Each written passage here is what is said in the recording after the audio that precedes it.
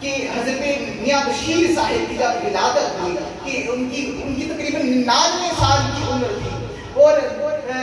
21 April 1922 آپ کا یوم ولادت ہے، اور حضرت بابا جی سبنار بھی رحمۃ اللہ علیہ وہ انہوں نے اپنے خادم کو بھیجا کہ یہ چادر لے کر جاؤ میرے بیٹے میاں نظام الدین کے ہم بیٹے کی ولادت ہونے والی ہے، جب بیٹا پیدا ہو چکے تو اس میں لپیٹ کر لے آنا۔ وہ گیا،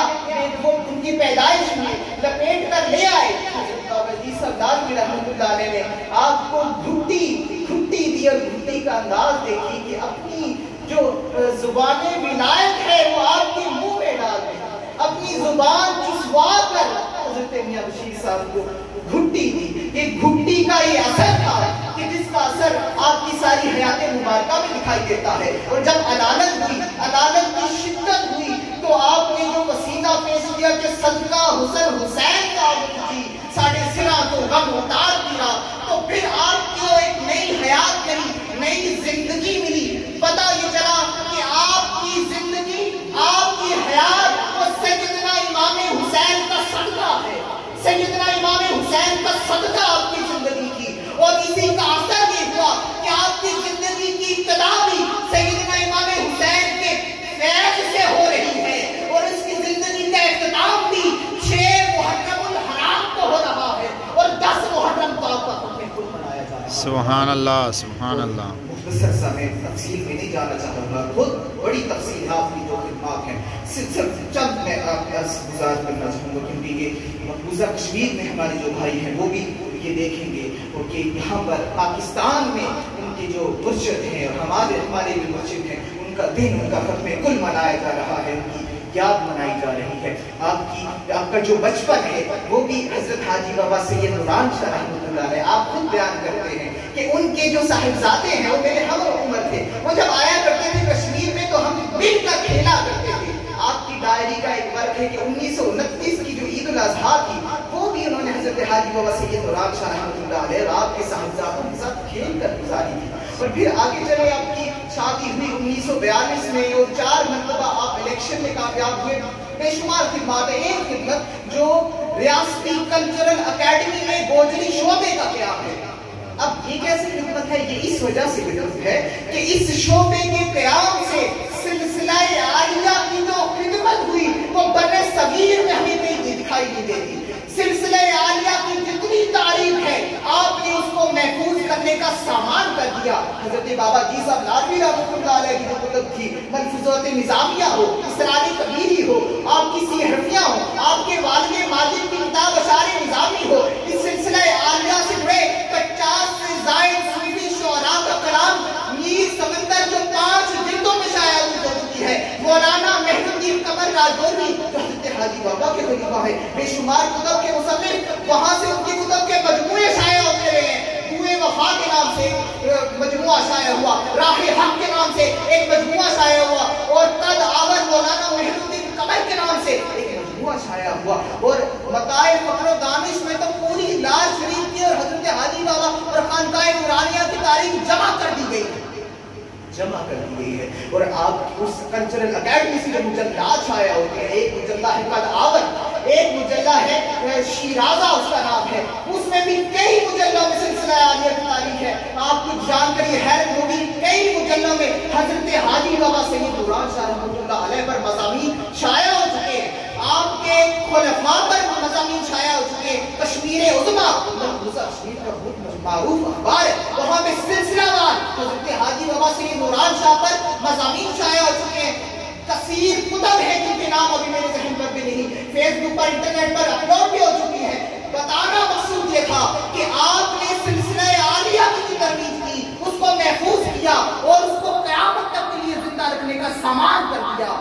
اور کوئی نہیں کر سکتا، آپ کا یہ خاصہ ہے، اور پاکستان میں بھی اس کی ضرورت ہے کہ جس طرح وہاں پر انہوں نے کام کیا اس کے نقشے قدم پر چلتے ہوئے ان کا جو فیضان ہے خانقاہ نورانیہ میں جاری ہے، اس کا بھی تاریخ و تذکرہ شائع کیا جائے۔ اس کے لیے ایک منظم تاریخ کئی کتابیں پہلے شائع ہو چکی ہیں، لیکن متاع فقر و دانش کی طرز پر مکمل تاریخ جو منظم کی جائے۔ آخر میں آپ کی چند کرامات، بے شمار کرامات ہیں جو آپ کا ہر مرید بیان کرتا ہے، میں 2-3 بس عرض کرنا چاہوں گا۔ خدا بخش زاد بڑے مشہور اور جو کے ساتھ جا رہا تھا، رستے میں ہم ایک جگہ پر رکے اور پانی کی کمی ہوگی، پانی نہیں مل رہا تھا، ہم پانی کی تلاش میں نکلے، پانی ہمیں مل نہیں رہا تھا، تو میاں بشیر صاحب نے کہا کہ پانی کہیں نہیں موجود۔ آپ نے فرمایا کہ فلاں جگہ پر جاؤ، وہاں پر مٹی کو تھوڑا سا کریدو، دیکھو کیا نکلتا ہے۔ وہ وہاں پر گئے، لاٹھی سے مٹی کو کریدا اور وہاں سے پانی کا چشمہ پھوٹ پڑا جو آج بھی جاری ہے۔ قریبی گاؤں کے لوگ وہاں سے پائپ لگا کر پانی حاصل کرتے ہیں۔ حضرت حاجی بابا سید مراد شاہ رحمۃ اللہ علیہ کے ہاتھ مبارک سے اور آپ کی کرامت سے جاری ہوئے چشمے بھی موجود ہیں مقبوضہ کشمیر میں، لیکن ابھی کی کرامات کا چونکہ موضوع نہیں ہے۔ سید مثال حسین شاہ صاحب جو سوکڑ راجوری میں جس سے زیادہ نشین ہے، بخاری صداعت میں سے، وہ بیان کرتے ہیں کہ میں ایک مرتبہ جا رہا تھا میاں بشیر صاحب کے ساتھ، گاڑی میں ڈرائیو کر رہے تھے، انہوں نے فرمایا کہ مجھے سیف الملوک سناؤ، میں نے سیف الملوک سنانی شروع کی، اور پھر کہتے ہیں کہ آپ پر بے خودی کی حالت طاری ہو گئی، آپ نے اسٹیئرنگ چھوڑ دیا اور بے خودی کی حالت طاری ہو گئی، کافی دیر گزر گئی لیکن گاڑی جو پیچو تاب میں چل رہی تھی وہ ذرا سے بھی نہیں بھٹکی، گاڑی بالکل سیدھی چلتی رہی۔ میں نے آپ کو جھنجھوڑ کر کہا کہ آپ کو کیا ہو گیا ہے، گاڑی کو پکڑے، گاڑی کو سنبھالے، تو آپ نے کہا مجھے ہوش نہیں رہا تھا، لیکن پھر بھی گاڑی اپنے راستے پر چلتی رہی۔ سبحان اللہ۔ جی شمار کرنا ہے۔ ایک آخری جو آپ نے خود بیان فرمایا، آپ نے بیان فرمایا کہ میں نے خواب دیکھا کہ ایک بہت کثیر مجمع میں جانے والا ہے اور حضرت حاجی بابا سید نوران شاہ صاحب رحمۃ اللہ علیہ اس مجمع کی قیادت کر رہے ہیں اور میری جانب آ رہے ہیں، کشمیر میں آ رہے ہیں، راستے میں ایک نہر آتی ہے، وہاں پر کچھ دیر قیام کرتے ہیں، پھر میری جانب آتے ہیں اور میرے پاس آ کر مجھے کہتے ہیں کہ آپ کو مبارک ہو۔ میں عرض گزار ہوتا ہوں حاجی بابا کس چیز کی مبارک دے رہے ہیں؟ وہ فرماتے ہیں کہ میں اس چیز کی مبارک دے رہا ہوں کہ اللہ تبارک و تعالیٰ نے آپ کو آپ کے بزرگوں سے بھی بڑھ کر روحانیت میں مقام عطا فرما دیا ہے، آپ کو وہ مقام عطا فرمایا ہے روحانیت میں، تصوف میں، جو پچھلے بزرگوں سے بھی بڑھ کر ہے۔ وہ بیان کرتے ہیں، اس کی ویڈیو ریکارڈنگ موجود ہے، فیس بک پر موجود ہے، جو خود بیان کروا رہے ہیں، اور آپ نے کہا کہ آپ کی جو زندگی ہے وہ امام حسین کے صدقے سے شروع ہوئی اور اختتام بھی محرم میں ہوا، 6 محرم الحرام کو ہوا، اور آخری بار جو واقعہ کربلا سے متعلق ہے بہت درد انگیز ہے، جو کوئی بھی درد رکھنے والا ہے اہل بیت کا، اور امام احمد رضا بیان کرتے ہیں کہ کون سا سنی ہوگا جس کے دل میں شہادت امام حسین کا غم نہیں، اور فرماتے ہیں فتاوی رشدیہ میں بیان کرتے ہیں اور کہتے ہیں جس میں غم نہیں اور اس میں ایمان نہیں، اور جس میں ایمان نہیں اس کو اپنے ایمان کی فکر کرنی چاہیے۔ سید ہدایت اللہ شاہ بخاری جو پمروڈ کے بہت بڑے بزرگ گزرے ہیں، وہ نعت پڑھ رہے تھے، پوچھ میں حضرت بابا جی صاحب لاروی رحمۃ اللہ علیہ تشریف فرما تھے، پتھر پر تشریف فرما رہے تھے، اور آپ نے کلام پڑھا شہادت کربلا کا، اور جب یہ شعر آیا کہ شہید کربلا کا خون جب خاتون مانگے گی،